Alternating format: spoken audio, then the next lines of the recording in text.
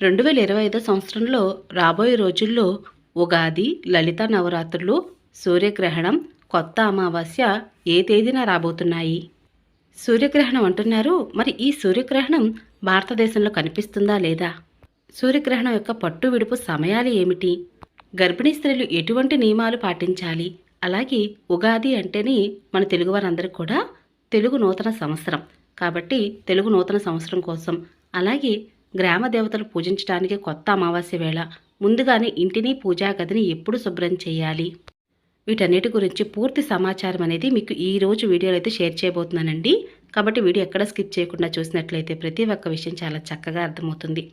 అందరికీ నమస్కారం అండి. అందరూ ఎలా ఉన్నారు? బాగున్నారా? నేను బాగున్నాను. మీరు ఇంకా బాగుండాలని మనస్ఫూర్తిగా కోరుకుంటున్నాను. కొత్త అమావాస్య ఉగాదికి ముందు రోజు వచ్చే అమావాస్యని కొత్త అమావాస్య అని అంటారు. ఈ కొత్త అమావాస్య వేళ ప్రతి ఊర్లో